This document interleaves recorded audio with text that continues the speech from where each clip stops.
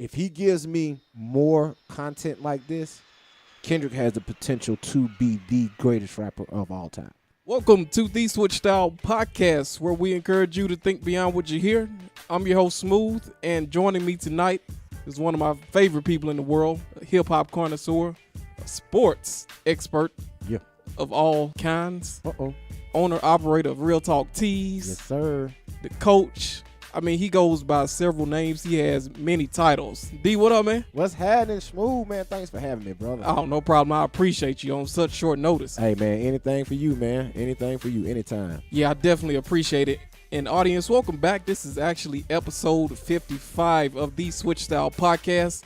We'll actually be breaking down Kendrick Lamar's album, Damn. Woo! You heard me. I said damn. Damn. D-A-M-N. Period. That's the title of it.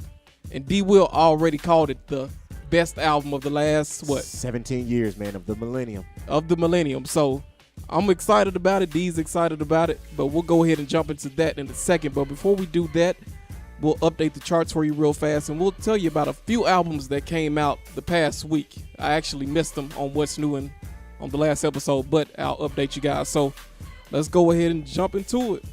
On the Billboard 200, the Chainsmokers hit number 1 with their debut album, Memories Do Not Open, earning 221,000 units. First week. 166,000 of those were traditional album sales.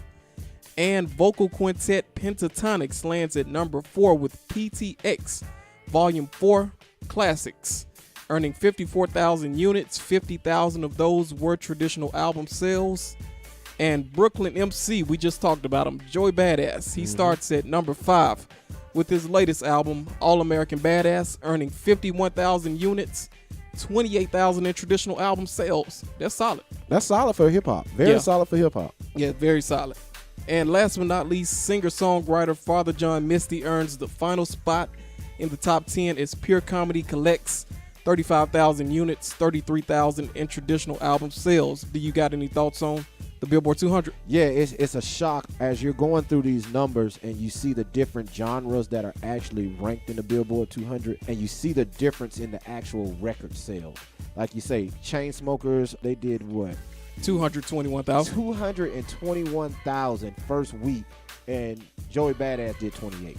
And that just shows you the difference in genres and how music is portrayed in the different genres. You're right. I definitely agree. And we'll actually move on to the Hot 100. So, Ed Sheeran, he makes it a dozen weeks at number 1 with Shape of You. That's a great song. Yeah. That is awesome. 12 weeks at number 1. And the last artist to do that was actually the Chainsmokers. So the Chainsmokers, they've been killing it. Get money. That's all. Right. They're getting a lot of money. And they actually have 2 songs in the top 10 this week. So, yeah, they're killing it. And the guy we're talking about tonight, Kendrick Lamar's Humble, actually falls to number 3 this week, but remains at number 1 on Billboard's Hot Rap Songs chart for a second week. So congrats to Kendrick and Harry Styles. All you One Direction fans out there, he's 1/4 of that group. He debuts at number 4 with Sign of the Times, and Atlanta's own Future Hendrix. He was at Coachella this past weekend, and he rockets to number 7 with Mask Off, and Mask Off is hot. People love it. It's a great song, but we talk about the different genres. Yep. I really believe there's different genres inside the genre of hip-hop now. I agree. So Future music needs to be taken for what it's worth, because it's a great song, don't get me wrong. I love Turn It Up to it. But you're promoting a song that says Percocet, Molly Percocet. That's the entire hook. So pop pills, I guess. I believe there is you got mumble rap, you got conscious rap, you have pill popping rap, you have gangster rap. And now it's people who can infuse all, but Future has cornered the market on pill popping music. He has, and I think Future's greatest contribution is what he does melodically. His melodies, just think if he actually put some substantial lyrics behind what he does melodically. Because the only substantial song I give Future credit for lyrically, like you say, is March Madness. March Madness, yeah. Yeah, you're right. That's my favorite Future song of all time. Wow. Is March Madness. And that says a lot because he has a lot of songs. He has a lot of hits. But in that song, he actually shows he can rap. He does. You know, it's not really about the melodies. It is straight to the point. I'm giving you bars. and that's it. He still had the same concepts. He had the same thought process, but he gave you a different flow. But like I said, don't get me wrong. I love the song Mask Off, but it's promoting robbery, Percocets. I have no problem against drugs. Like, I'm just going to keep, like, to each his own, but still, you know, like, what do you promote? Especially with us about to review this album is the only reason I say that, because I'm a fan of trap music. That is my preferred genre, is trap music. Right. So for me to say this is kind of contradicting, but for the purpose I'm here of this damn album by Kendrick, it makes you think. Yeah, you're right. And D.I. I got a stat for you. So Mask Off is actually Future's first top 10 solo hit. Wow. And that's surprising. And it makes me think about Designer and Panda. When that came out, people thought that was Future. Future has obviously been very productive throughout his career, but he's just breaking through in the top 10. Wow. The last time he was in the top 10 was on Lil Wayne's Love Me. Drake was on that, and it peaked at number 9 in 2013. Wow. So as successful as Future has been, he hasn't had a lot of chart-topping hits. You're right. He's had a lot of hits, but not a lot of chart-topping hits. And as big as he is, I still wouldn't consider him a pop artist. He's created this sort of, like you said, a subgenre of rap. He exists in that world, but has yet to break through to the top. So we'll see what happens with that. And last but not least, Lil Uzi Vert's EXO Tour Life 3 shoots to number 8, which gives him his first top 10 as a lead artist. And audience, if you forgot, he was also on Bad and Bougie, which spent 3 weeks at number 1 earlier this year in January and February. I like Uzi. Don't get me wrong. Like we were talking subgenres, he's found that subgenre. He is really working inside. But I'm gotta say it. His song with Fabulous right now, Go Yard Bag. I gotta hear that. It's Fabulous and Lil Uzi Vert. Name of the song is Go Yard Bag. It samples Outkast. Really? Oh my goodness, you gotta hear the track. To me, it is, before Damn came out, that was the number 1 rap song in my opinion over the last 3 weeks before this came out. Wow. You gotta go hear it. If you haven't looked it up, audience, Go Yard Bag, Fabulous, and Lil Uzi Vert. Awesome track. D told you, audience. Go Yard, Fabulous, and Lil Uzi Vert. But again, just to wrap up the charts, congratulations to Lil Uzi Vert, Future, Harry Styles, K-Dot, who is Kendrick Lamar, Ed Sheeran, Joey Badass, Pentatonics, Father John Misty, and the Chainsmokers, who all made splashes on the chart this week. So we'll actually move on. But before we do that, audience, if you're listening out there, go subscribe to the podcast. You can find it on iTunes, Google Play Music, SoundCloud, and YouTube. Just type in Switch Style Podcast. Go leave us a review. We would definitely appreciate that. And you can also find my written reviews and the podcast on jacksjournal.com. And that's JACSjournal.com. And follow me on Twitter at jacksjournal. And D, tell them where they can find you. Man, y'all can find me on Instagram at I am Coach K9. That's I am Coach K as in King and the number 9.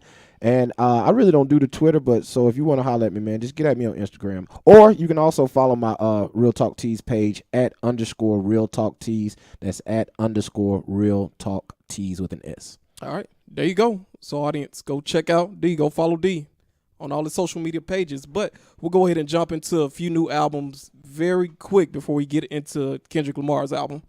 So, audience, check out Talib Kweli and Styles P. They put out a collaborative album titled The 7. It didn't come out this past week, but probably a couple weeks ago. So check that out. And check out Memphis' own Kirk Whalum, an amazing saxophone player. He's back with #Love Covers, and jazz guitarist Norman Brown. He's back with his latest Let It Go. So, audience, go check those out. Those are a few albums that I missed that I wanted to point out. So go check those out. We'll go ahead and jump into this Kendrick review. And before we do that, audience, if you're listening, chances are you know about Kendrick. You know a little bit about him. But if you're new to Kendrick Lamar, we'll actually just give you a quick bio before we jump into him. So, his real name is Kendrick Lamar Duckworth, and he was born June 17th, 1987 in Compton, California. In 2003, he released his first mixtape titled Youngest Head Nigga in Charge and was signed to Top Dog Entertainment by CEO Anthony Top Dog Tiffith, and we'll actually talk about Top Dog a little bit more Top Dog. once we get into it. Training Day, C4, and Overly Dedicated followed between 2005 and 2010, and audience, those are actually Kendrick's other mixtapes. And K-Dot, he released his first official album titled Section 80 in 2011 and was also signed to Dr. Dre's Aftermath label. And he broke through on 2012's Good Kid, Mad City and 2015's To Pimp a Butterfly. And as of now, his notable hits include Swimming Pools, Drink, Poetic Justice, Alright, and Humble, which we told you earlier sits at number 3 on the charts. And he's also earned 6 Grammy Awards. They were all for, actually, To Pimp a Butterfly. And one of them was for the video of Bad Blood with Taylor Swift. And To Pimp a Butterfly and Good Kid, Mad City both went platinum. And if you're interested, he just performed at Coachella this past Sunday. That was actually April 16th, and he'll headline the second week, next week, coming up April 23rd. So he'll be back in Coachella, which is in Indio, California. So I got to get out there one day. Yeah, me too, man. It's a lot of festivals going on. It's actually that time of year. So Lollapalooza, I mean, a ton of them. I think the Shaky Knees Fest is coming to Atlanta. I'm not a big fan of the artists they're going to have, but yeah. And like you say, South by Southwest is like the kickoff of festival season. Exactly. So you're gonna start seeing a lot, and they go all the way up until October. And I think A3C actually closes out kind of the festival season here in Atlanta, and that's a really good festival also. Yep, and that's actually, it's mostly hip hop, right? Yeah. Okay. You know, audience, I'm gonna be referring to mostly hip hop things, so just get ready. All right, D, let's go ahead and jump into it. So let's do it. Audience, the album is called Damn, as we told you earlier, DAMN, and it's actually Kendrick's 4th official studio album. There's 14 tracks, and it plays at a little bit over 55 minutes. And so we'll pretty much go track by track, and we'll venture into some other stuff as we go. Cool. So D, let's talk about Blood. What do you think he's trying to communicate or tell us on Blood? With that being the intro, he has a lot of symbolism, and I'm not gonna try to say what I actually think he was thinking on it, but I'm gonna tell you how I interpreted it. I interpreted it as him saying the blind lady that he speaks of, I think she is symbolism for lost black youth. Like, you see them and they're just wandering around and just going throughout life as if they lost something. They're looking for something they've never had, which in a lot of cases is money. So it's like they're searching for it. And then they get to a point and they find it. Well, they don't actually find it. They get to a point where they're looking for help to find it. Yeah. They're looking for some assistance or someone to, quote unquote, in the hip hop world, put them on. And when they get there, you find the person and they tell you, hey, you lost something. And boom, it's your life. And I think that is him. That's saying they grow up in adverse environments. They come up, they grow up, they find what they're looking for. And as they're in search of what they're looking for, something happens. And audience, we probably should have done this before we started. Let me just go back and preface our comments by giving you the backstory on the song. So the song opens up by saying, is it wickedness? Is it weakness? You decide. Are we going to live or die? And then Kendrick segues into this story where he's walking the streets and he sees this blind woman who seems to be struggling with whatever she's doing. And he decides to go over and help her. And as Dee said, long story short, she kills Kendrick. Bow, just right there. Shocking. Yeah, in the middle of the street. Yeah. Bam. Yeah. And it's shocking coming from an old woman. But as Dee said, it's symbolism. It represents young black youth, possibly. Believe, and she represents the game. She represents the struggle. The blind lady it's nothing to see. Like, in this world, what you see on TV is not really what the world is. And that's what they're thriving for. And the blind lady symbolizes, hey, I'm here, but I'm not really here. You'll never, ever reach this, And in the midst of it, they lose their life. Yeah. Whether that be to murder, as Kendrick did in the song, or it be to jail, or different circumstances. It's a lot of stuff. And like you said, and it's interesting that he made the character in the form of an old blind lady. And that's probably the most unassuming threat. Bingo. That you could find. I mean, Bingo. Like, you come up on a 70, 80-year-old lady, you're like, what is she going to do to me? And then she's blind. Exactly. To add that to it. And then she looks like she's in distress. So what can she really do? So, audience, that's it on the album opener, Blood. And it's only a couple minutes long. but it segues into probably one of my favorite tracks on the album, which is DNA, which is produced by Atlanta's own Mike Will Made It. Mike Will. And D, this was one of the questions I wanted to ask you, because I don't think this is the first time that Mike Will and Kendrick have paired up. I think they paired up on Mike's album. Yeah, on mixtapes. Yeah, okay. Exactly. They didn't have a commercial track together. Okay. And Mike Will actually produces 3 tracks on the album, produces or co-produces DNA, Humble, and XXX, the one featuring U2. So let's talk about DNA. D, what were your thoughts on DNA? Like, I agree with you. That is one of my favorite tracks on the album. Yes, and of course, like me being from the South, that Southern bounce, you hear it in the song. And I think we spoke earlier about To Pimp a Butterfly. That was lost in his last album. He didn't branch out and work with a lot of different producers. So with him branching out and working with a Mike Will and giving him the sound that his core audience needs to grasp onto, he can still give his message. And in this song, he's basically telling you, hey, this is what a young black youth is. This is what is in their DNA from the day that they are born. This is instilled in them, and this is what you're going to get. And their circumstances going forward are what determines their life worth. And it's one particular line in there. He says, your daddy was a snitch, so it's probably hereditary. Come on, man. So it's plenty of kids who come up in the hood who parents snitched. So they are stuck with that connotation of a snitch. Their whole family is. And like they have to come up in that environment. So that particular child has to fight through that just to make it out. It's so much different stuff. And he has a lot of lines in there that are profound. But he just basically is telling you, this is what we're made up of. And he gives you the delivery that most people wouldn't be able to give you, because he has that Southern bounce that the people who just like beats and don't really listen to lyrics, he grabs you with that with the Mike Will, and then he gives you some substance when he starts telling you, hey, this is what we made up of, and this is why we are who we are and do what we do. I agree. And D, I think this is a perfect record, because to me, great records are the combination of great production and great songwriting. And this is it. I like the fact that Kendrick, he could have said that I have all the good things in my DNA, but he also pointed out that I got a lot of bad stuff in me too. Exactly. He pointed that out, and I think that was really key. Most artists wouldn't do that. They wouldn't point out that, hey, I have cocaine quarter piece, I got war and peace inside my DNA. It just shows that Kendrick, like everyone else, we all have contradicting things inside of us. We're all at war inside of us. I mean, I got power, got poison, pain, and joy inside my DNA. I mean, there's so much that could be said, and eventually, you know, the beat transitions towards that second verse, but this is an amazing way to start the album. And when I heard this, I was completely hooked. Exactly.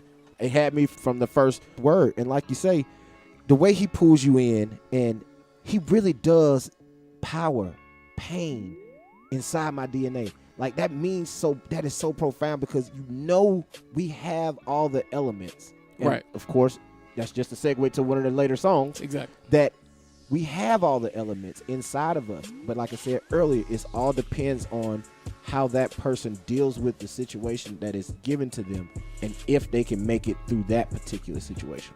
And you said it perfectly. Kendrick lets us know that, and me and D, we talked about it before we started. Everyone has a bit of this in them, and you can decide if you want to be great or if you just want to be mediocre or average. That's it. And Kendrick he decided a long time ago when he was 15 or 16 that this is what I want to do. I want to be great. And he's telling you that this is built into me. This is in my DNA. All I had to do was put work behind it. And this is where I am now. And audience, if you don't know, Mike Will Made It. He actually had probably 2 of the bigger songs last year in Ray Shremmer's Black Beatles and Beyonce's Formation. And this is a guy who's been around a long time, and we'll probably talk about Mike Will more later on down the line. But D, let's talk about Geraldo Rivera, actually.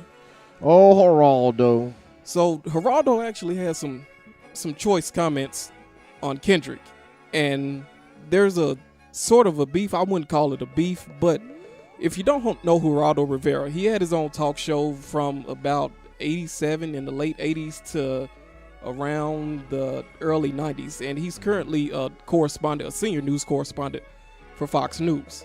But I'm going to let you guys know what Geraldo said. So Geraldo was referring to Kendrick Lamar's 2016 Grammy performance when he called Kendrick irresponsible. Mm-hmm. And then he later went on to say that this is why I say that hip-hop has done more damage to young African Americans than racism in recent years. This is exactly the wrong message. And in the performance, D, just to let you know, Kendrick stood in front of an American flag on top of a police car, and he broke out of chains. What were your thoughts on Geraldo's comments? Geraldo's comments are a typical privileged, white, older, conservative man who has never experienced the oppression of black people.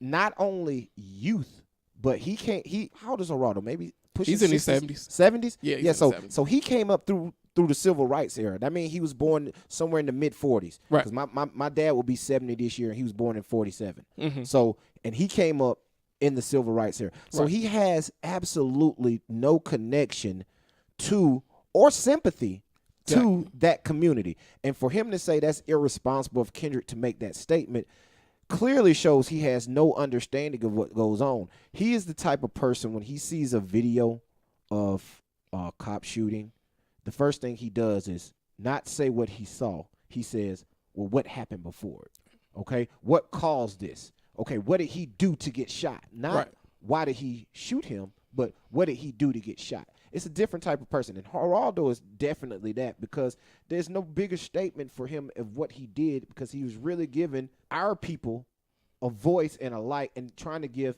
other people who are not in the community or quote unquote culture, hey, this is what we deal with. Right. And how better to give that symbolism than the statement he made, because it was perfect for the song. Now, I can understand if it had nothing to do with the song. He just did it to make a statement, and it was just all left field. It had everything to do with the song. So for Geraldo, man, I can't say what I want to say about him.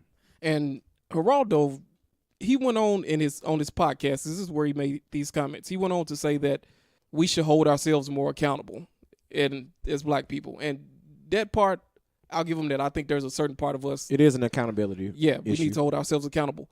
But my problem with Geraldo's comments, where you have to consider the type of person that's making this music. Kendrick, like every other rap artist and every other artist in general, we're products of our environment. And I know people have heard that statement so many times, but Kendrick, he's speaking about his reality. That's what he knows. That's what he lived. And, I mean, this is a guy from Compton, California, the most gang-infested, one of the most gang-infested areas. It's where it's the birthplace of the Bloods and the Crips. And Kendrick was born into that, whether he wanted to or not. So you can't get mad at someone who speaks their reality. Kendrick is a role model. He is someone who can influence the youth. He does have a lot of people that look up to him. Yeah. But I think at the same time, it's also the parents' responsibility to filter. If they don't want their children to listen to certain things, it's also their responsibility to filter their music. There's an advisory label on albums. Yeah. They tell you parental advisory, explicit content. They're not only referring to curse words, they're actually talking about the content in general. Exactly. The actual subject matter. So, and a lot of that is parents are the only ones that should be accountable. We cannot expect, I kind of got a saying, it's an old saying, but you can't get mad at a person for the way they react. Yeah. Because every action has a reaction, correct? So you can't tell me how to feel about something, okay? So you can't tell Kendrick, hey, your music, like I was saying about Future earlier, I can't tell Future, I don't agree with what you're saying in your music, but I can't tell you not to say it. So what I can do is I can either do one or two things. I can choose not to listen. That's the only thing I can really do. Choose not to listen, or I can listen and take it for what it's worth. So it's either one or two things. So parents should be accountable, but our community is in such shambles that we need this type of stuff. Exactly. We need this, regardless of what is said. And just to quote a line out of, I know we hadn't went to y'all yet, but go ahead. Since we're on the subject of Geraldo, Kendrick has a line. He says, yeah, that's the business. Somebody tell Geraldo this nigga got some ambition. Yeah. I'm not a politician. I'm not about a religion. I'm an Israelite. Don't call me black no more. That word is only a color. It ain't facts no more. So What he is saying is, Geraldo made the statement, he's done more to the black community than racism. That's just an ignorant comment in itself. So for you to say that is racist. Because what do you know about the black community? Nothing. What do you know about how Kendrick was brought up? You don't know anything. Right. So for him to make that is, and for Kendrick to actually be conscious enough to mention it is different, because in that complete song, he's telling you, yeah, I'm this. Yeah, I did that. Yes, I'm that. But yeah. You know? So it's like he's touching on every basis, but at the same time, like I say, he's pulling in his core audience and not going over their head. One more thing before we move on. My problem with Geraldo and a lot of members of the media is that they choose and pick certain parts of lyrics that they want to take out. Because like there's I forget which song it's in, but there's a segment where a recording of Fox News. I think it's Y'all. No, that's at the In the Blood. Yeah, they take that segment of Fox News where It's All Right. They actually quote his lyrics. Mm-hmm. The police want to shoot me in the street for show, though. And they misuse. They take what he does lyrically out of context, and they use it to get their point across. Exactly. And if you're going to be fair, you need to quote the entire lyric, the entire song. Political spin. Right, which they don't do. But Kendrick is definitely, like you said, D, he's a representative of, both of us, we're black men. Yes, sir. And I can't say I grew up in a similar fashion in the way that Kendrick did, but I can identify or I relate to a lot of his experiences. Exactly. So very much so. With that said, we'll actually move on to the next thing. So we'll jump into the next one. Was actually, we can talk about Y'all real fast. That was the next one. So D, what were your thoughts on Y'all? Yeah, like I say, Y'all was him kind of taking all of the quotes that people were saying about him and about the community and about our music and about the way we conduct business and about we go about our lives. It's like him taking that and saying, yeah, we are all of that, but we're also this. Right? Like he said, tell Geraldo, this young nigga got him some ambition. Yes, I am all the things that you say I am. We do come up in this type of environment. I do have this type of stuff in my DNA. That is me, but I'm also this. I also have ambition. I can also go to college. I can also be president. So it's a lot of things in that song that he says, yeah, I am that, but I'm also this. So that's the cool thing I think about that song, that he gets his point across very clearly of, yeah, I am this, but I'm also this. Yeah, and I think Geraldo, like many people, they love to write rappers off, and not just rappers, but us in general.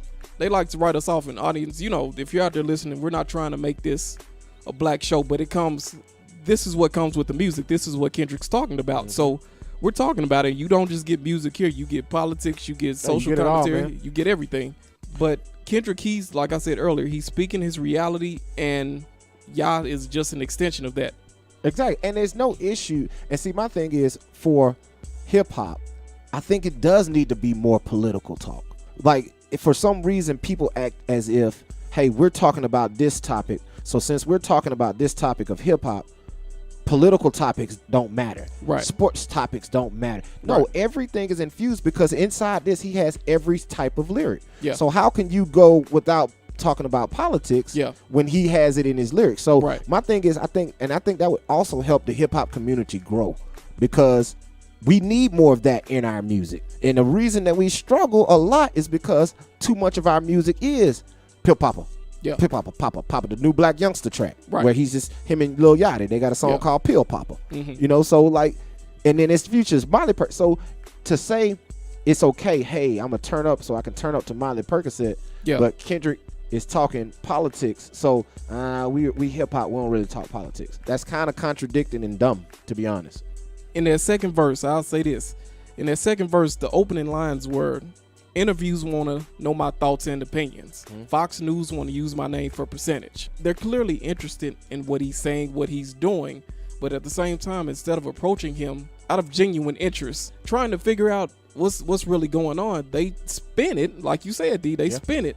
They misquote or take his lyrics out of context, and they spin it the way they want to, just to create another story. And that's odd. And I'm gonna tell you, when you read that bar, it took me somewhere else, and it kind of sums up Kendrick in a way. It took me, when you say Fox News want to use my name for percentage, I want you to think about a Jay-Z track where he said magazines want to use my name for ads because it was on 99 Problems when he was like, so advertisers can get more cash for ad. So it's like once you reach a certain status, people just use your name for the publicity. They don't care anything about what Kendrick says. They don't care anything about the community that Kendrick's talking to. They care about saying something to put the spin on it to bring percentages and viewers to their show. And that's the contradiction in it. So it's like, I'm going to put you down just so I can come up. Like I said, if you have a genuine interest, approach the man respectfully and figure out what it is that he's really going through instead of using him just to collect another buck. Or what his actual thoughts were in saying that. Like, don't interpret, ask him. Right. If I had the opportunity right now, I wouldn't be giving my opinion on what I think Kendrick is saying. I would call him up and ask him, like, hey, what do you mean when you say this line? Right. All right. And I'm not blaming Fox News because he said it. It's open for interpretation. But like you said, don't take it out of context. Put it in the full context and give your viewers the actual content that you're trying to get across. We could talk about that one all day. All day. Yeah, but we'll actually move on to the next one, which was actually, well, Field is the name of the song. And D, to me, he feels unappreciated, and he talks about it in the opening lines on the song. I think Element's next. You want to skip Element? Oh, yeah, we can do Element. Yeah, let's go to Element real fast. For me, my opinion on Element was that he opens up. He was like, I don't give a F. I don't give a F. Like, that's what he's saying. I'm willing to do it. Like, to me, I felt that he was saying, I love music and I'm doing whatever I need to do to make sure that I continue to remain on the level that I am. Because in my opinion, he's the best thing going in rap. Yeah, without a doubt. And I agree with that. And because the thing is, you want to understand, and with this song, Feel, he's telling you what happens. When Kid Capri has a line when he's introducing the song, and Kid Capri actually hosts the entire album, which is odd because DJs don't host albums. They host mixtapes. Right. So to hear a DJ screaming on a commercial album gave it a totally different feel and twist. It did. But in the beginning, Kid Capri says, what happens on Earth stays on Earth. To me, that's a profound lyric or something for him to say, because you go through this life and you feel like, hey, I gotta do this. Like, I gotta get to this point in my life. I gotta get here. And he's talking about that feeling in the whole song. And it's crazy for him to say, why y'all going through that? And what happens here gonna stay here. And then he spins it and tells you, I feel like I'm the greatest rapper alive. And this is why. So for him to tie all of that in and make you think, it just shows you why I agree with you, Jay. He the best thing smoking right now. Yeah, he the best thing. Kendrick actually mentions that his niece was watching him on TV. It's not Element. It's Ya actually, where his niece was actually. Yeah, when she said my niece watching me on TV and said that's Uncle Kendrick. Right. Yeah. So I think it shows that Kendrick is aware and he's sensitive to what's happening with the kids. But let's actually move on to Feel, and we kind of been jumping back and forth. Hey, listen, that Feel track is so hard. I don't blame you for wanting to get to it. Yeah, that is one of the dopest tracks on the album. Yeah, he went in on Feel, and Feel was actually produced by Soundwave. And if you don't know Soundwave, he's an in-house producer for Top Dog Entertainment. He's produced Bitch Don't Kill My Vibe and a few more. King Kunta, he co-produced All Right. Okay. He did with Mike Will. Who did? Yeah, for real. And he also did some stuff on Thundercats' latest album, and he's produced for Schoolboy Q, J Rock, Absol, all of them. So on Feel, Kendrick pretty much opens up. I feel like I got a chip on my shoulders. I feel like I'm losing my focus. I feel like I'm losing my patience. I feel like my thoughts in the basement. D is funny to me. Even a guy who's attained the level of success that he has, you can still feel that he's still hungry, and there's still some uncertainty in there. Like, I feel like my thoughts is in the basement. To me, that says that he feels like a lot of stuff is going over people's heads and it's unappreciated. Yep. And they're not grasping what he's saying. And I think you mentioned it earlier, how To Pimp a Butterfly went over a lot of people's heads. So I think he had to, in a way, dumb things down. Mm-hmm. He did. And no, not to mean to cut you off. Go ahead. But my preacher growing up, he used to always have this saying he used to say from the pulpit, and he used to be like, make sure you swing the kettle low enough so everybody can sip from the same pot. And what he was meaning is, I'm not going to go so technical that I go over some of y'all's heads. And To Pimp a Butterfly went over a lot of people's heads. And he's telling you in this song, like you say, I feel like my thoughts are in the basement because I got to come down to where you are just for you to understand me. Right. And that's not always a bad thing. It gets you closer to your core audience, so. But after that, when he says, I feel like you're miseducated. And we as a culture, as a race, and not just as a race, I think people in general are miseducated. People are misinformed. And we hear today, fake news, alternative facts, and this and that. And I think people have to do a better job of educating themselves. And I think Kendrick, he pushes you there. Yeah, he does. He takes it to the limit. Because he's a guy that makes you think about what he's saying. If you don't walk away from this album feeling as if you learned something or feeling, this album makes your wheels spin. Does. And Kendrick does that. I feel like Kendrick feels very isolated. I think he's getting to a point where his level of superstardom, I don't even think that's a word. It is. Yes, it is. Yeah, that's a word, brother. Yeah, but the level that he's at, in my opinion, he has very few peers at this point. It's lonely at the top right now. Yeah, it's very lonely. And I think a lot of his peers have either moved on to other business ventures or are just old enough they're not in the rap game anymore. They're not actually his peers. They're actually his elders in the game. Exactly. Yeah. Let me tell you what's profound also in this song. Ain't nobody praying for me. And he references that a couple times throughout the album, especially on the one where he has his uncle speaking on it. He really references that. But what does he mean when he says, ain't nobody praying for me? And he has a line where he says, niggas always asking you to pray for them, but who in return is praying for you? So I feel like niggas been tapped out of pocket. And for people, I want to break down some of these bars. When he says out of pocket, he means like people are not where they are when he needs them to be there. I feel like niggas tapping their pockets, meaning every time I come around, y'all act like y'all ain't got no money because King Kendrick's in town. King Kendrick got it. When I need you, you're never there. But when it's time for me to spend money, you're right beside me. Right there. So, and then he's like, I feel like debating on who's the greatest can stop it. I'm a legend. I feel like all y'all is peasants. Like, wow. This is him saying, this is his, go back to Lil Wayne, the Carter, and right before the Carter 2, and he says, the best rapper alive since the best rapper retired. You can tell Kendrick has reached that, and I'm going to tell you, this is a subtle jab at somebody. Who you think that might be? Drake? No, sir. It is a subtle jab. Well, Kendrick doesn't really throw subtle jabs, and I'm going to finish this bar out that's going to explain what I'm saying. Okay. It said J. Cole. Because what did J. Cole say on his on that freestyle when he referenced Kanye? He's like, who cares about a crown? Nobody's the king. I don't care who the king of rap is. It's kind of what J. Cole was referencing. And for Kendrick to come and say, I feel like debating on who's the greatest can stop it.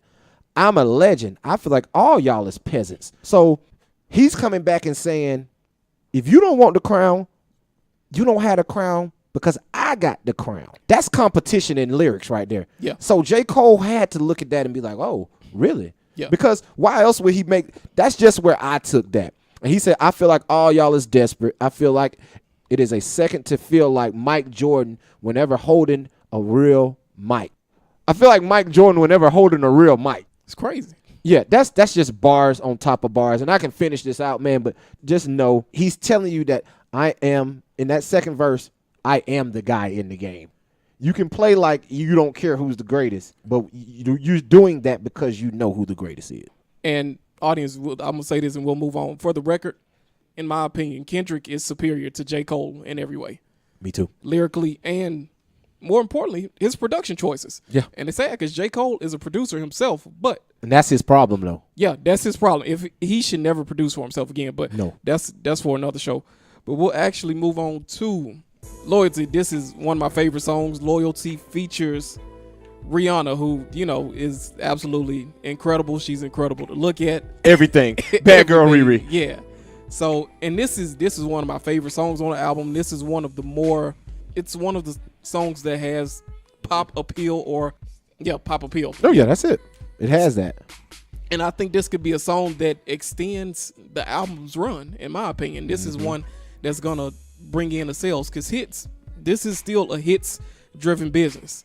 And for me, Loyal, Kendrick, he's questioning everybody who's not loyal to him.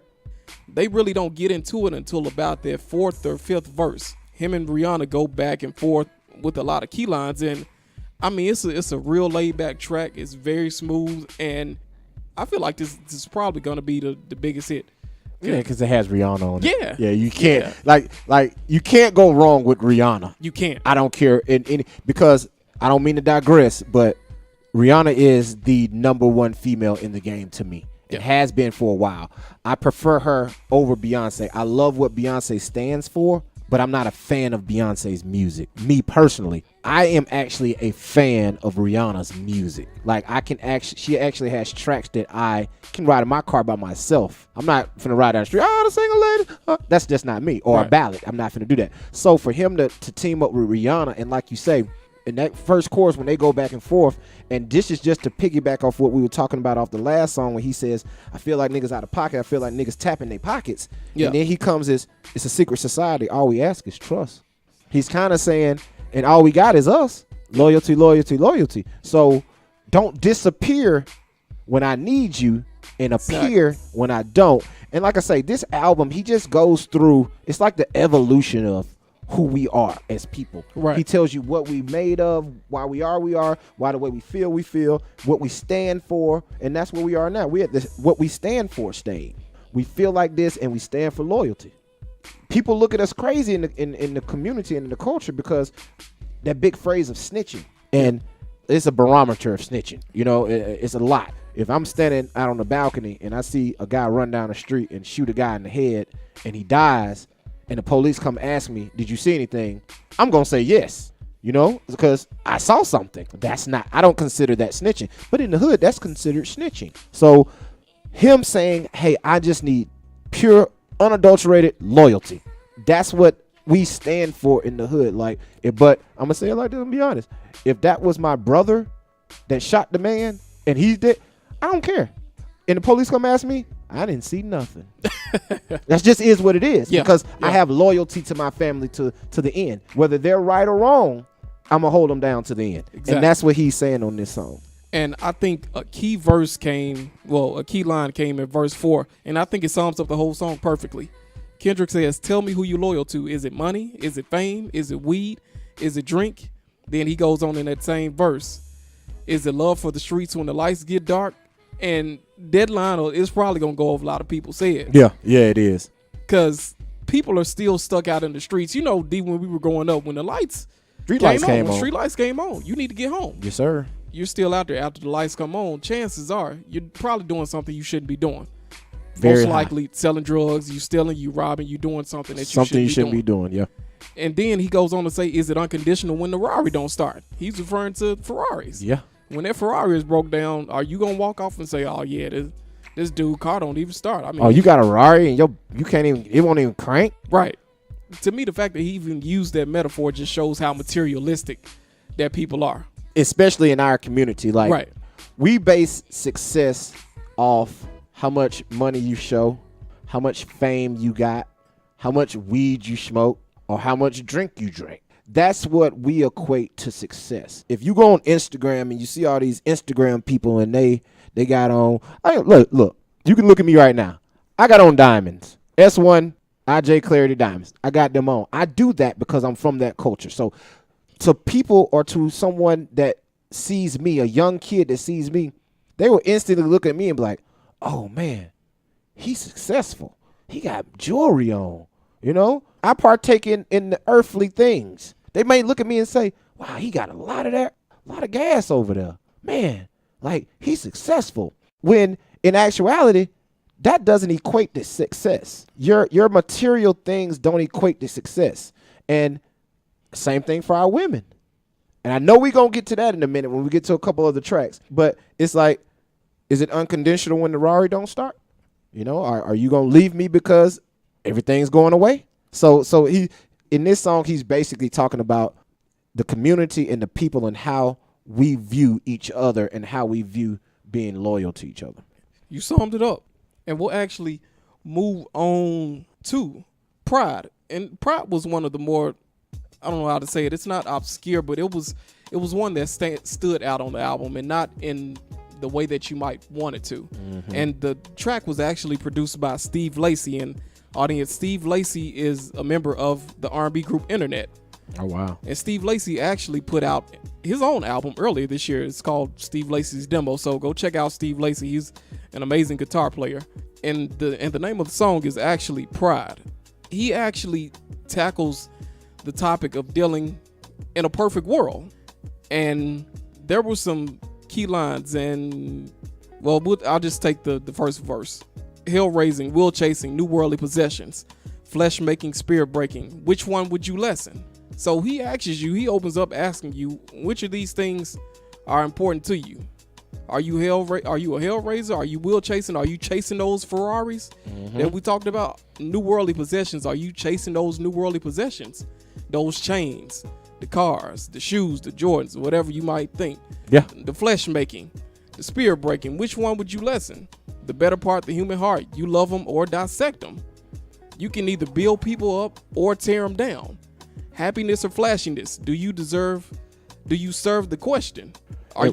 Go ahead. We're talking these words, man. Yeah. Like, and he's putting them into hip hop form. So for him to be spitting this out in the way he delivers it is the craziest part about it. Right. And this totally piggybacks off what we were saying. It's crazy because, like I say, this album builds. Yep. It's it shows evolution. And he goes from loyalty, where he says, like I gave the analogy earlier about, if you see somebody on the street get killed, you're going to tell. But if it was your brother doing it, you're not going to say nothing. In the intro of Pride, it says, love's going to get you killed, but pride's going to be the death of you and me. So your pride in the culture and in the community of not being labeled as a snitch is what's going to get you killed. Your loyalty is going to get you killed. And that's basically how he's saying, hey, don't let your pride get you killed. And do you know how many people from his community, from your community, from my community, from our culture that are dead today because their pride killed them or their loyalty killed them? They sitting down, their homeboy get beat up, he come home, he hyped up, hey, let's go kill somebody. They just jumped me. You jump up and y'all go kill somebody. Right. You're doing life in prison. Your pride just got you killed. Yep. Your loyalty just got you killed. Right. And a perfect example, I'm sure, audience, you've heard about this serial killer, Steve Stevenson, that's running around Cleveland and Ohio. And I think he's actually gotten out of Ohio now. But what the point that I'm trying to make is that this is a guy who obviously has mental issues, and he's too proud to go and find someone and say, man, I really need help with this. And that same pride is going to get him killed, and it actually killed another man. Yeah. The older gentleman that was walking home from an Easter dinner. Instead of him being man enough or adult enough to go and say, hey, I need some help with this. Something is not right. I shouldn't be having these thoughts. He let his pride and what's going on in his head take over. And, he's going to get himself killed because trust me, when the police find him. Oh, he's over. Yeah, he's done. Yeah, done. They're going to get him, and he killed a man. And like I said earlier, Kendrick, he explores, the thought of a perfect world and how things would be if things were perfect. And like he also says, I can't fake humble just because your ass is insecure. I'm not faking humble just because your insecurities. It's like he's telling you, yeah, I got pride about who I am, so I'm not going to fake. I'm not going to be who you want me to be. I'm not going to fake who I'm not just because you're insecure. Exactly. I'm not going to not talk about racism. Just like on this show when we were talking about I'm not going to not talk about politics because it might make somebody uncomfortable. Right. You know what I'm saying? I'm going to say it because it needs to be said, and that's basically what he's doing on here. I can't fake humble just because your ass is insecure. That's cool. That's profound. And perfect segue. The next song is actually Humble. And audience, as we told you earlier, Humble currently sits at number 3 on Billboard's Hot 100 chart. It's produced by Mike Will, and it's a banger in my opinion. I mean, it literally bangs. It sounds like somebody is jumping on the piano. Yes, on the piano keys. It does. It does. Yeah, and the video is amazing, by the way. Yeah, that video made a statement. It really did. It did, and I think it was directed by Dave Meyers, who that's awesome. did a lot of Missy stuff back in the day. Mm-hmm. But Humble, we probably don't have to go too far in this one because I'm sure you guys have heard it. Hopefully, you've heard it because it's the single, so like it's banging on everywhere you go. But he's just telling you basically, hey, I came from this, and I still do this, but I'm gonna ball because I got it. And that's basically what he's saying. Hey, I remember syrup sandwiches and crime allowances. Finesse a nigga for some counterfeits. But he goes on to say, but you can finish that line. But now I'm counting this. But now I'm counting this. Yeah, I should have just finished that line. But it was another part, and I wanted to go ahead and but he's like, but now I'm counting this Parmesan where my accountant lives. So he's like, yeah, I came from that, but I'm here now. I'm humble, but I work for what I got. And audience, Parmesan, cheese, and cheese is referred to money. Yes, exactly. So there you go. And it's another funny line. Do say with my boobay tastes like Kool-Aid for the analysts. Do say I've never had do say, but it's I forgot you don't drink. It's Jay-Z's cognac. Yeah, and I got a bottle at the house. I drink it often. And he had a cold line. He said, "Pull up on your block, then break it down. We playing Tetris." He hitting you with these one-liners throughout the album, and if you're not paying attention, you gonna miss a lot. Oh, and here's the other one. And he has a lot of metaphors, but I know he's like, if I quit your BM, I still ride Mercedes. And if what y'all don't understand, BM is baby mama, but also in the culture we call BMWs BMs. Yeah. If you go back to Yo Gotti's going down in the DM, he said, I seen your girl post a BM. He was talking about a BMW. All right. So for him to say, if I quit your BM, I still ride Mercedes. And I was listening to Sway in the Morning. Shout out Sway in the Morning on Shade 45. I was listening to them this morning, and they were talking about the obsession of hip hop artists having sex with other people's women. And that's kind of what he's saying here. I quit your BM, I'm still riding Mercedes. So yeah, it's kind of like just ties into where hip hop is right now. Yeah, he a bad boy. He a bad boy. And the next song is actually Lust. And Lust was actually produced by DJ Dahi, Soundwave, and Bad Bad Not Good. And DJ Dahi he's also produced a lot of stuff with Kendrick. His biggest track so far has probably been Drake's Worst Behavior. Oh, okay. Oh, that's a dope track. And I think he did Money Trees and by Kendrick. Yeah. Yeah, I actually have to go back and fact check myself, but he's worked with Dr. Dre and some others, so I'll have to go back and check on that. But in Lust, he tells this story of a guy, and this could be an everyday guy, this could be a rich guy, whoever it might be, but he tells the story of a person who continually does the same thing over and over, day in, day out. Instead of getting up and going to be productive, they actually slide back into a lot of unproductive behavior. Throughout the song, he says, wake up in the morning. I'm thinking about money. Kick your feet up. Watch you a comedy. Take a shit, then roll some weed up. Go hit you a lick. Go fuck on a bitch. Don't go to work today. Cop you a fit. So in those few lines, you're thinking about everything that you shouldn't be doing. You sitting at home, you watching comedy specials, you taking dumps, you smoking weed, you going to probably steal somebody, then you going to have sex with some random chick that you probably don't care about. Then you don't go to work. And I'm going to tell you like this, and I'm going to put it into context also for you, because this is a normal day of a hood nigga. That's when I'm going to put it to you. Yeah. Like, they wake up in the morning, first thing they do, they cut on the TV. They probably going to watch Martin, something like that. Whatever sitcom is on in the morning. They're going to roll a blunt. They're going to smoke it. They're going to go take a shit. They're going to gamble. They're going to look for what lick they can hit to make money. They're going to go hang out with their boys. After they hang out with their boys, they're going to try to find what girl they getting with. After they find out what girl they getting with, they go home and they do it all over again. Same thing. So he's really putting it into, and for him to say not going to work today, I took that in a couple different ways. I took that as him saying, this is my job. This lifestyle is my job. Or that he may be saying they work a factory job at night, but they're so caught up in the lifestyle that they're neglecting what they really should be doing. That's kind of what I took from it. And the name of the song is Lust. And when we think of lust, we normally think about it in more of a sexual context. But you can lust after smoking weed. You can lust after sitting at home.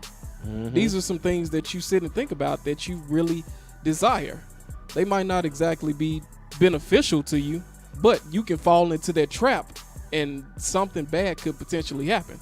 But that was pretty much my thoughts on that one. Well, but you got to understand, that was the first part of the verse. Yeah. In the second part of the verse, he takes it to the context of a female. And he says, wake up in the morning, think about making money, kick your feet up, hop in the shower, put on your makeup, lace your weave up, touch on yourself, call your nigga, tell him he ain't shit, credit card scam, get you a visa, make him pay your rent. That is the day of a typical chick from the culture. They don't see the traditional way of living life as the way. They see, hey, I need to find me a way to hit me a credit card scam so I can go buy the Louis purse, or I can go buy the red bottom shoes, or I'm going to get him to pay my rent for me. And then just to hop on the gram just to flex. You know what I'm saying? Like, this song is so profound because it shows you the day in the life of what people from the culture actually go through. You know, because when there is no hope and this is all you ever seen, this is what you do. And that's kind of what he's saying. And he paints the picture, like, even on top of the track is very hypnotic, and it reminded me a lot of Andre 3000's The Love Below. Talk to me, Jay. It reminded, when I heard him, I mean, even the way he flows on it. He sounds like 3000. Yeah, he sounds just like He sounds just like And 3000 should have been on this track. It would have been nice. Yeah, it would have been nice. And that was one of probably the negatives about the album that I didn't like, and we'll get into that later on. But let's move on to Love. Love is actually the one ballad on the album, and it's actually featuring Zakari, who's a singer out of Bakersfield, California, and he's actually managed by Top Dog's son, Musa Tiffith. Okay, awesome. And his producer, Teddy Watson, actually produced the track. Teddy Watson and Greg Kurstin, who produced Adele's latest album. Oh, wow. 25. And he also produced Hello. Bunch of rich people. Yeah, a bunch of rich people. And Top Dog himself actually has a production credit on really? album. Yeah, on Nelson. Top Dog has a production credit on a lot of songs on here. Well, that's just because he's the boss. Yeah. I don't know what his musical inclination is. From what I read, he produced. I read that he started out managing producers, but he. Oh, okay. So he's been around. So he. Yeah, I got you. And after he went legitimate, and audience, if you don't know, we've been talking about a lot of gangster stuff and Bloods and Crips, but Top Dog was living that life. Oh yeah, no doubt. Before he started a record label back in '97. Well, he started the studio first in Carson, California, but he was living that life. But Love is pretty much the only ballad, and I think this could be another. Oh, it's gonna tear the airways up. Oh yes. Yeah. Oh yes. This is another solid one, and this new kid Zakari, he's fairly new. He's big on SoundCloud, so you can go check him out on SoundCloud. But fellas, this is the one when you jump in the car with your lady, and before you put on all the other tracks, play this one to butter her up. Because when I got the CD, me and my wife were riding. I played this song first. Did she like it? She loved it. Because it was more on her vibe. My wife doesn't listen to hip-hop unless it's old school. Like, I'm going to tell you, if it's not from the 90s or the early 2000s, she ain't doing it. Yeah. Like, period. You give her some Tupac or some old Jay-Z or some Biggie or some Too Short, she might quote you to death. But anything after that, so for her to sit there, and I give her that because she is an R&B gospel person, and Zakari really, really sings his butt off on this song. Yeah, he did. And I like this track because to me, it expands Kendrick's range. Exactly. He's, to my knowledge, he's never had a ballad of this quality or of this caliber in his catalog. He doesn't have one. I mean, people they might look at Poetic Justice, but Poetic Justice was a little bit harder. It was a tough ballad. A little bit more gritty. And this is probably the first song of any of its kind in Kendrick's catalog, in my opinion. And I think it's gonna be a big hit. And we'll actually see what it does. But and I don't know who he's talking to. He could be talking to his fiance. I don't know if he's married yet. Nah, I think he might be. Don't quote me on that though. But if he is, we probably wouldn't know because Kendrick, he's obviously a very private guy. So we wouldn't know. But we'll actually move on to the next one, which One is, line before you go. Go ahead. Keep it 100. I'd rather you trust me than to love me. Trust is everything. Trust is everything. Trust is everything. And like you said earlier, we've seen this theme throughout the album, from loyalty to even Phil when he says, people tap in their pockets. Exactly. I don't trust y'all. Why are y'all can't hang around me? Y'all can't hang around me. I can't trust y'all. And like you said, like the line says, I'd rather you trust me than love me. I'd rather you trust me than love me. And I think more people, and what he means is, especially as someone if his stature, as they grow and evolve, they thrive off the love that people give them. And that's where they downfall, because you're so worried about if you love me, they stealing your money. Like he referenced Rihanna. Yep. I wonder how Rihanna felt when she looked at them numbers. Yeah. Her accountant was taking her money. So like, do you want the love or do you want the trust? There you go. And we'll move on to XXX, which features U2. And audience, if you don't know U2, I'm not sure where you've been. They've been around for what rock you been under? For the last, 30, nearly 40 years. They're, arguably probably the biggest rock band in that span of time. But you can go back and look at the Joshua Tree among many other works. They've put out recent albums, but you probably know Bono, the lead singer who wears the glasses, and the Edge, the guitar player. But they're featured on this track. And this track, there's about 3 different beats that happen in this track. Yeah, it goes a lot of places. Yeah, and this is the track where is it his cousin? Somebody calls him on the phone, telling them that their son was just been killed, and he's asking for Kendrick to pray for him. He's like, man, I know you're blessed and you're anointed. Like, I need you to pray for me. I need this and that.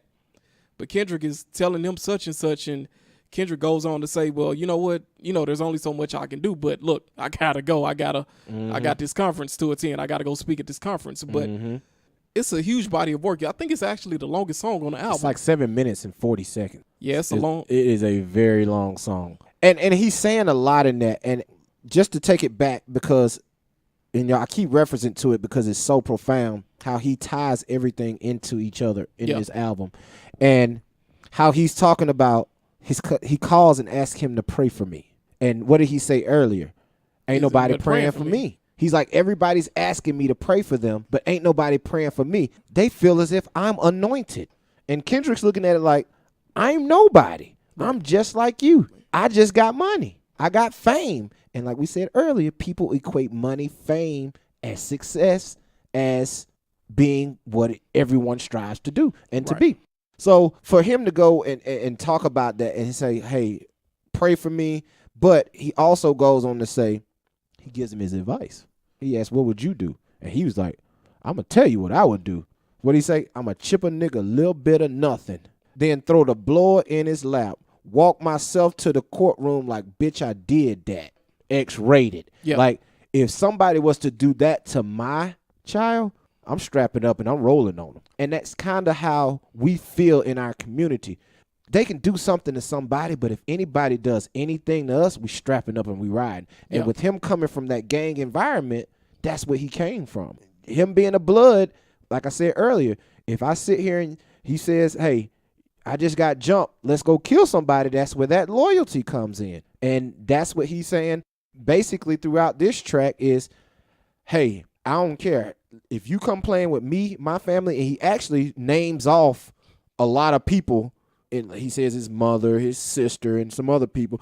Let somebody touch my mama, touch my sister, touch my woman, touch my daddy, touch my niece, touch my nephew, touch my brother.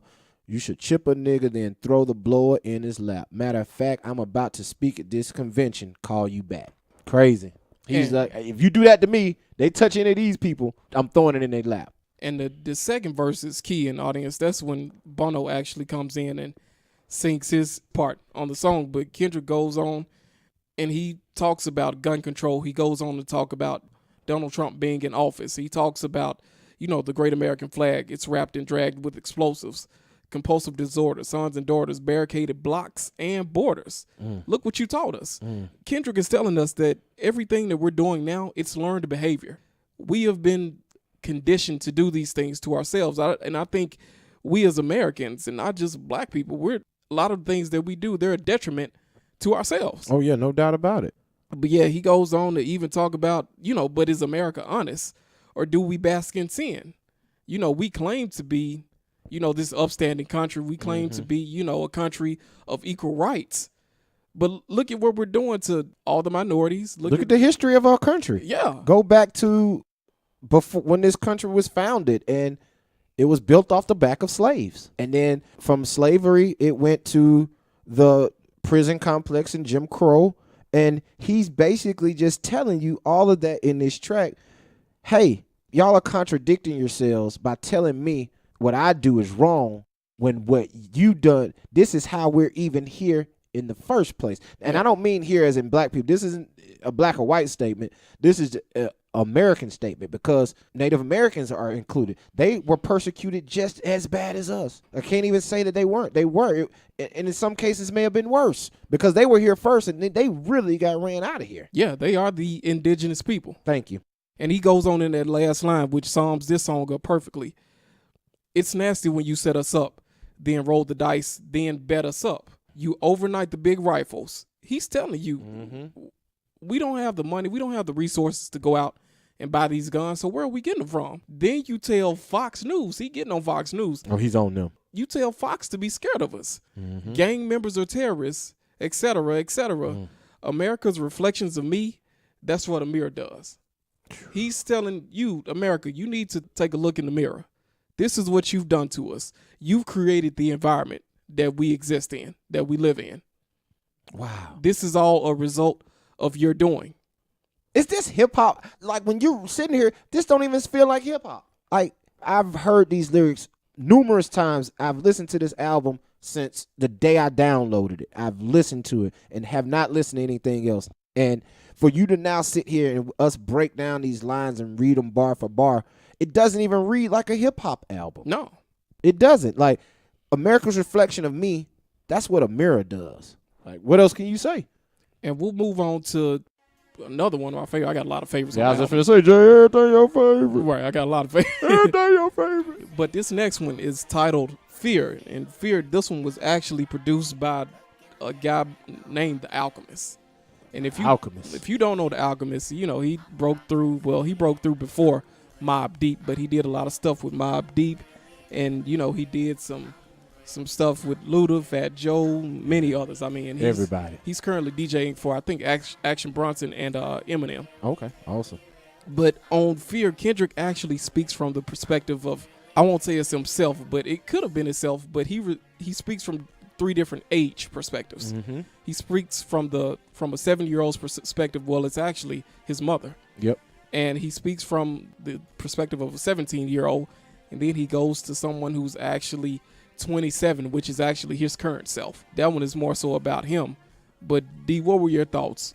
With all this building up, and really XXX was the stance, and for him to roll into Fear, and it shows you why we have the fear we have, how we actually do fear. Like, if you ask anybody in the culture what's their biggest fear growing up, they're going to say their mama. And this song hit close to home for me because it's just weird that he was talking in the terms of a 7-year-old, because my mother passed when I was 7 years old. And I had 2 older brothers. One was 11 and one was 16. And my dad was by himself. So my dad, we lived in South Lawn, west side of Montgomery. It wasn't the projects, but it's the hood. It wasn't nothing to hear him firing off in broad daylight or nighttime or waking up and I had my neighbor call me, Derek, I got somebody laying in my backyard. Wow.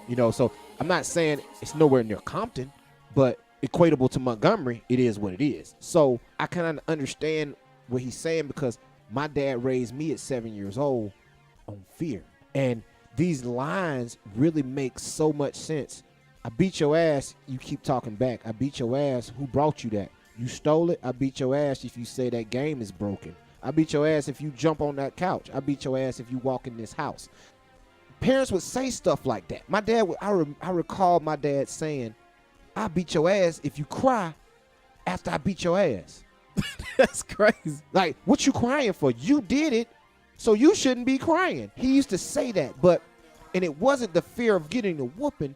It was the fear of disappointment. But the fear of the beating is what they instilled in you. Exactly. But it was actually, they wanted you to fear as you were out doing stuff, They wanted you to fear the consequences of what you were going to do. Because if you got the real consequences of what you were doing, you wouldn't be coming home. So for him to break it down and to come from a perspective of a mother telling her son, I'm going to beat your ass if you do anything. Because if you run through these lines, it ain't nothing he left out. Like, nothing. If you do anything, she told him, I'll beat your ass I beat your ass if I beat your ass twice and you still here. Like, I'm going to beat you if I done beat you twice and you still in this house. It's crazy. And that's a 7-year-old. 7-year-old. And even further on down in that same verse, I got buku payments to make. County buildings on my ass trying to take my food stamps away. I beat your ass if you tell them social workers he live here. And audience, if you don't know, if you've never been in that situation, when someone's on Section 8 or welfare, adult males, they can't live in that same dwelling. They can't live in that same house. That's why they put them on welfare. Because they wanted to get rid of the black male. Essentially. That's what they wanted to do. Even food stamps. But, that we could have a bigger conversation about that, because I think the whole, that's a crutch. Those are entitlements, and I think we should be trying to move away from that stuff. I agree. Anyway, but he closes that verse out. Nigga, you gonna fear me if you don't fear no one else. Boom. And we could trace this back to slavery. Yes. If we didn't get in line, if we didn't do what they wanted us to do, what Massa said, you knew what was coming out. And that translated, that was passed down all the way in this specific situation. And, that's where it come from. Got that right. And that, that relates back. America is a reflection of itself. These are the things you taught us to do. Whether they want to admit it or not, they destroyed us. Us all. But he goes on in that second verse, he's speaking from the perspective of a 17-year-old. And this one is sad because he opens up, I'll probably die anonymous. I'll probably die with promises. I'll probably die walking back home from the candy house. I'll probably die because these colors are standing out.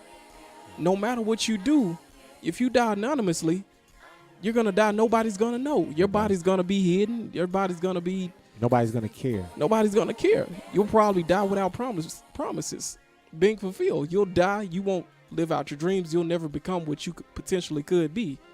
And you could just die walking back home from the candy house. Yep. Makes me think about Trayvon Martin. There it is. Who was just going to give some juice and some Skittles and an Arizona tea. And you could probably die because these colors are standing out. You could literally die in Compton, California because of what color you're wearing. Or your hat was crooked to the wrong side. Yeah. And then he says, I'll probably die because I ain't know DeMarcus was snitching. So he'll probably die just because of his affiliation. You die by association. And people who didn't grow up in the culture can't fathom that. They can't fathom you losing your life for something that was totally not for you. But when it comes out in the news, it looks like you deserve what you got. That's kind of what goes on every day, especially over the last couple of years when we've seen these police shootings. That kind of what he's saying. Like, it's so many ways that a young black male can die. Like, he can die by doing nothing at all. Right. And still get murdered, killed in the streets. You're only 17. You haven't even lived yet, and you're already having these thoughts, or you have this fear, which is unfortunate. But he goes on in that third verse. He grew more accustomed to more fear, which was accumulated 10 times over throughout the years. His newfound life made all of me magnified. How many accolades do I need to block denial? The shock value of my success puts bolts in me. All this money is God playing a joke on me. And he goes on to and compares himself to Job. And for all you Bible scholars out there, if you're not religious at all, Job was one of the, to put it in today's terms, he was one of the wealthiest men. He had that paper. Yeah, he had it. The devil wanted Job, so the devil begged and pleaded with God. He said, you know what? Let me test Job. Let me see how loyal Job is to you. So God said, you know what? I got faith in Job. I know Job. I know Job is not going to turn his back on me. So God said, you know what? I'm going to let you have Job. Have your way with him. So the devil strips Job of everything, strips him of all his riches, his family. Job has nothing. And Kendrick compares himself. He says, is it for the moment, and will he see me as Job? Take it from me and leave me worse than I was before. At 27, my biggest fear was losing it all. Scared to spend money, had me sleeping from hall to hall. Scared to go back to Section 8 with my mama stressing. And audience, Section 8 is what we're talking about in that first verse. It just goes to show I think that shows how humble Kendrick is. 30 shows a month and I still won't buy me no Lexus. He's gotten so far in his life, and he's still, because anything could happen. And you would hate to walk around living that way, but that's how it is. And I share those same fears myself. I do too. But see, this song makes a lot of sense because I'm kind of totally opposite from Kendrick in that third verse. Like, I've never been scared to spend money because I've never accumulated it to this right amount, you know. Right. So it's kind of hard to put it in context of myself, but literally to be scared to spend money when you have so much. Kendrick knows it's going to be very hard for him to go broke. In his lifetime, he would have to make very, very, very, very bad decisions to ever go broke. But he's letting you know he's conscious enough to know it can happen, whether it be from me blowing it on myself or blowing it with people or people stealing it from me, because he goes on to say, what is an advisor? Somebody that holds my chest just to fuck me over by my finances and debt. I read a case about Rihanna's accountant and wonder. There you go. So there it is. What really is it that he is afraid of? And it's afraid of having the life that he had before he accumulated this one.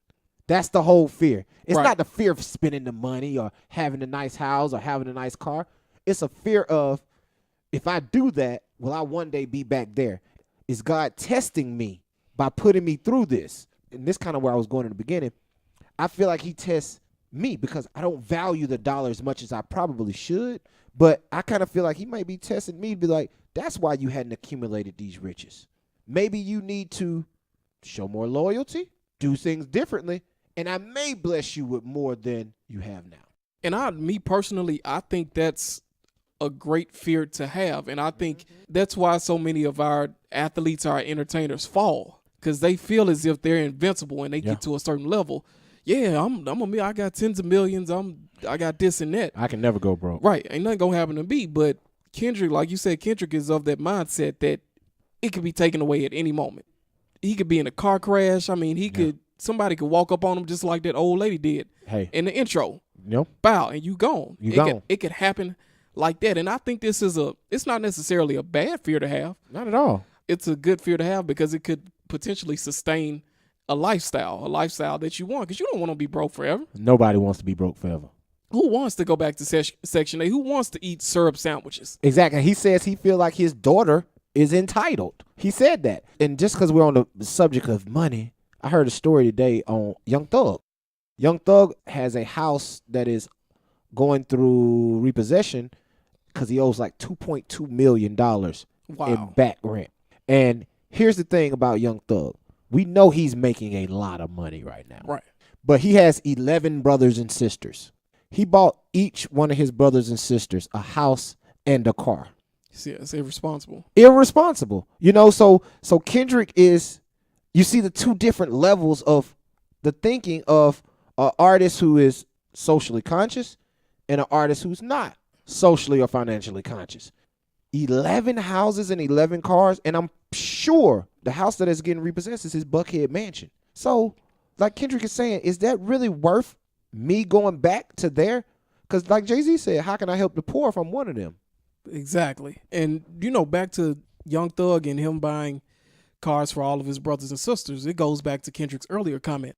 People tapping their pockets. There you go. People coming around tapping, hey, Kendrick, what you got? Young Thug, what you got? What you got for me? I know you got some money. And I forgot who, it might have been Rick Ross that said this. So, and when you get to certain positions or levels, you want to make sure that your family is straight. You want to put them in positions where they can succeed so they don't have to come to you and ask you for these things. And I think Kendrick is probably of that same mindset. He probably doesn't mention it here, but it just says that this guy's financially savvy.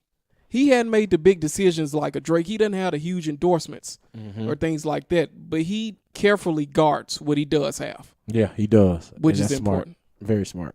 God is the next track, and God, he performed this one at Coachella. It was all over Twitter, everywhere. It streamed online, but to me, it feels like a breath of fresh air.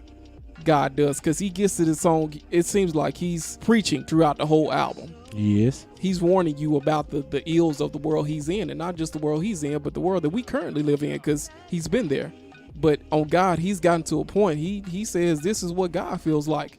I've gotten to this point. I've amassed a certain amount of wealth, a certain amount of influence, a certain amount of everything, a certain amount of goodwill or equity from fans and people in general. And he's saying, I made it. This is where I am now. That was my take on God. But you're totally right, because he's like, this what God feel like, huh? Yeah. Laughing to the bank like, aha. I'm laughing to the bank. Like, is this really what I was striving for? You know, like, is this really what life is like? Is this really real? And he tells more of a story of the hip hop game. And because he does a lot of name dropping in this track, but it kind of equates it to the hip hop game and how he feels like you said earlier, like they're invincible. They almost feel invincible once they reach. They almost think they're God. Yeah. Once they reach a certain status. Yeah, he goes on to say everything in life is a gamble. Nothing in life I can't handle. I've seen it all, done it all, felt more pain. For the cars, I done put blood on the sword. He's saying I'd put in his work. Like, put it in. If you want to get here, you're going to have to do the same thing. And we told you earlier in the quick bio that Kendrick has been doing it since he's 15 or 16. For all you young rappers out there, producers, I don't want you to be mistaken, because this is not something that happens overnight. Not at all. This album and his last 3 bodies of work, those are 14, 15 years in the making. Yeah, his first one was a 03. Yeah. So that's 14 years ago. And it just shows you how hard it is to get to this level. And I don't think people truly grasp that concept or understand it. No, because you got to understand, Kendrick's career is less than 5 years. Yeah. He didn't get on until 2012. Right. So he's less than 5 years being a successful, getting paid for his craft. Exactly. So if he started in 03, he went 9 years rapping without being on. Nothing. 9 whole years without being on. So like Jay said, to every rapper, producer, engineer, whatever it may be, you got time. Yeah. And it's not going to happen overnight. It's not. So you can't give up. You can't give up You if can't. you want to reach the level of God. I mean, he's there. And we'll actually move on to the last track, which is actually Duckworth, which is produced by one of my favorite producers ever, Ninth Wonder, who started out with Little Brother. He was producing for them, and then he broke through on the Black album, Jay-Z's Black album, on Threat, and Said the Entertainer was on it. And he Threats, mate. Right. He went on to produce for, Talib Kweli. His last big body of work he did was Rhapsody's Crown EP. Okay, awesome. That was a good CD. And Talib Kweli is produced for anybody you can probably think of. He's done it. Erykah Badu, Destiny's Child, a ton of people. He got a resume. But back to the track. The track actually tells the story of the meeting of Anthony Top Dog Tiffith, who we talked about earlier, who's the CEO of Top Dog Records, and Kendrick's father. And the story was, and we told you earlier, Top Dog, he was about that life. He was in the streets. He was dealing in the underworld before he became a legitimate businessman. Mm-hmm. And Top Dog was robbing this KFC across the street from where he lived. And not too long before that, Kendrick and his family, Kendrick's father, moved them from Chicago to Compton. And Kendrick's father was actually working at the KFC, and Kendrick's father had heard that Top Dog and some of his boys, they were robbing the KFC, and they killed a manager, they killed somebody and hurt someone else. And Kendrick pretty much said that his dad would, every time he saw Top Dog, he would give him that 3-piece, that biscuit, just to build that goodwill. Yeah. Top Dog actually ended up taking a liking to him, and I don't know if they eventually robbed the KFC, but nothing happened to Kendrick's dad. But long story short, 20 years later, Top Dog signs Kendrick, and Kendrick's dad and Top Dog, they meet in the studio again, like, hey, I remember you from such and such. Yep. Now you signed my son, and look where we are now. But Kendrick, it could have been a lot different. Right. He closes the actual album with these last few lines. Because if Anthony killed Ducky, who was Kendrick's dad, Top Dog could be serving life while I grew up without a father and died in a gunfight. That's the end of the album. It's an amazing story. It's a lot more detailed than the way I broke it down. But do you have any thoughts on that one? You basically really summed that up great. that shows Kendrick's storytelling ability as an artist. Yep. We've talked about his ability to be able to get his political views across. We've talked about him being able to hear that sound and get to the southern bounce and do different type of music and still be great at it. And now this just shows his storytelling ability, where he brings it all together for you and paints a picture that is so clear for you to see on what actually happened and how he grew up and how this life comes full circle. I agree. So, D, we'll actually, man, we'll wrap it up. And, well, we talked about all our favorite songs. We talked about every song pretty much.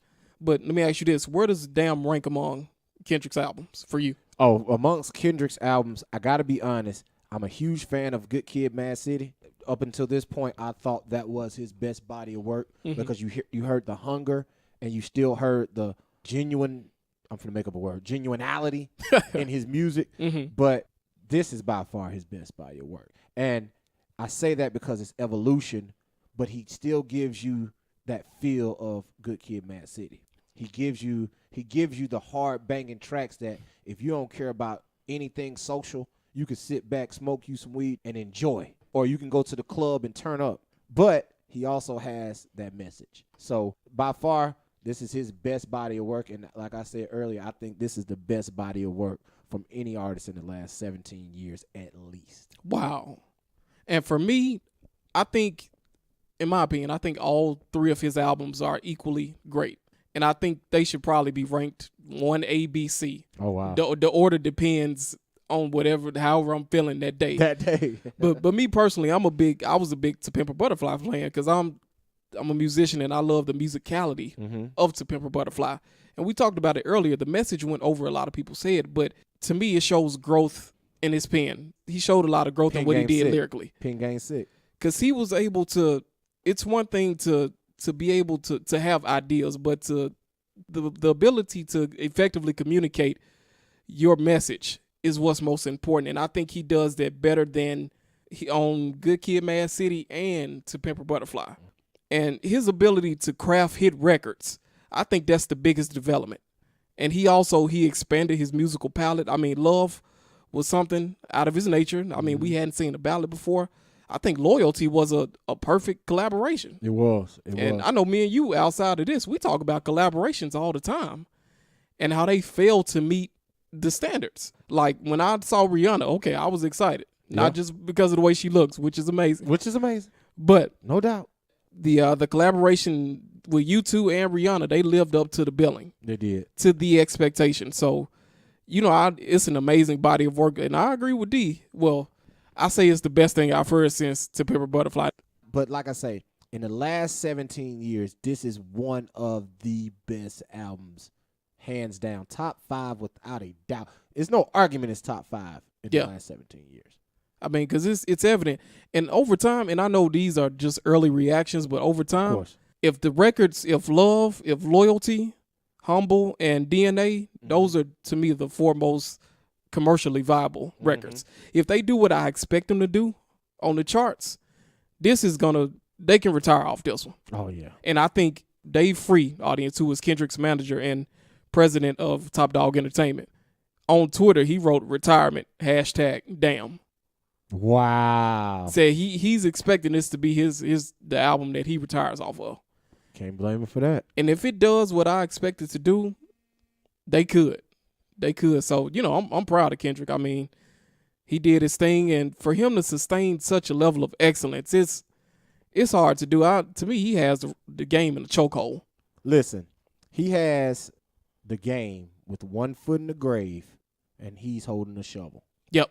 The game has one foot in the grave, and he's holding the shovel. He's just waiting to whack somebody over the head with it. That's it. And, for all you rappers out there, J. Cole, Big Sean, Wale, love them all, Ross, all y'all good. But if y'all let this boy put out another album that just completely kills y'all next time around, to me, he could walk away after this one, and his legacy is set for me.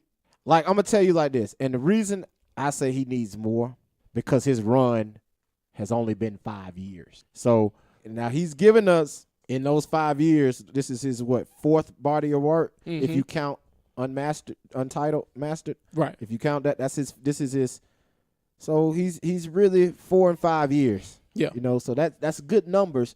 But when you have artists like Jay-Z who did 10 summers straight, Ludacris did 9 summers straight, T.I. did before he started getting in trouble, he did 6. Those artists were doing decades of an album a year, and all of them were going platinum. So, like I say, he doesn't have too much more work to do, but he has just he got to give me a little bit more before I solidify him, which he's the greatest in the game now, without a doubt. But if he gives me more content like this, Kendrick has the potential to be the greatest rapper of all time. I agree. And I think the only thing that was missing from his discography was the hits. He's had hits before, but I'll give Drake that, and I think the substance of Drake's hits is debatable.